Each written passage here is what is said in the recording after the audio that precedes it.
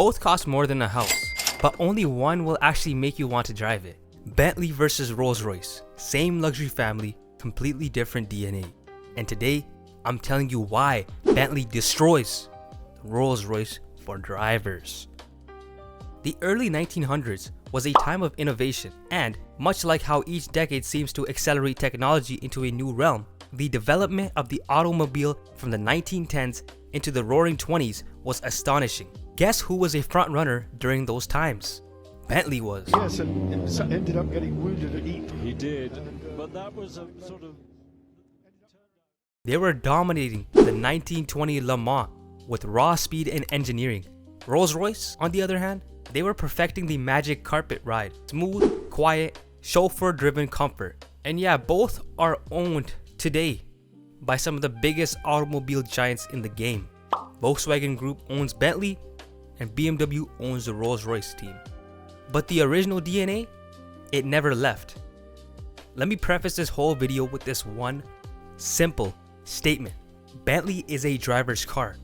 Bentley gives you the tools to actually enjoy driving. All-wheel drive, adaptive suspension, paddle shifters, and that V8 or that W12 that actually wants to be revved out. Rolls-Royce, rear-wheel drive, heavy, tuned for absolute comfort, amazing for gliding down the Riviera, but you're not taking it to a canyon road at sunrise. The Bentleys have a different soul to them. They feel alive. Rolls feels like you're holding a pillow and you're about to fall asleep. Bentley buyers still want to drive themselves and maybe even take it on a track. On the other hand, the Rolls-Royce buyers are usually those of people that like to be chauffeured, sit in the back seat, maybe reading the news or some stock market report. Bentley drivers have a weekend in Monaco. Rolls-Royce owners have tea at 3. Bentley's flex is understated performance. You could park it next to a supercar and still have the confidence to hold your own. Rolls-Royce, it's all about overstated prestige. And yeah, they're amazing cars, but to me, it's a rolling piece of jewelry, not a driver's machine.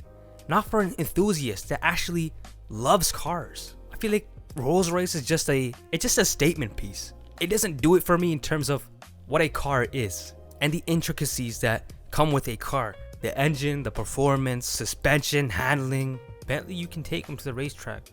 If it came down to both of those cars and me on a track, I would take the Bentley simply because of its raw, aggressive power, something that Rolls-Royce lacks in. I want to talk about the Bentley Continental GT. Just from that name, what's one thing you can take away that makes it scream not just elegance, but performance? The GT, which actually stands for Grand Touring.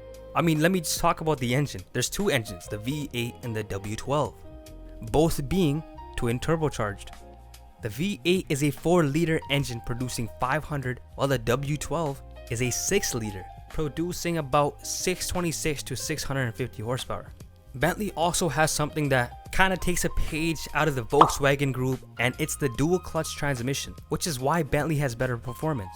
While it employs a dual clutch transmission for quicker shifts, it also engages driving experience. The Continental GT is a perfect example. The Rolls-Royce, on the other hand, prioritizes smoothness and comfort, typically uses a 8-speed automatic with a focus on effortless gear changing and a seamless driving experience. The 4th generation, which is the current generation of the Bentley Continental GT, uses an 8-speed Porsche PDK dual clutch. If you guys know anything about the dual clutch system that Porsche has with the PDK, it is probably one of the best automatic transmissions in the game today.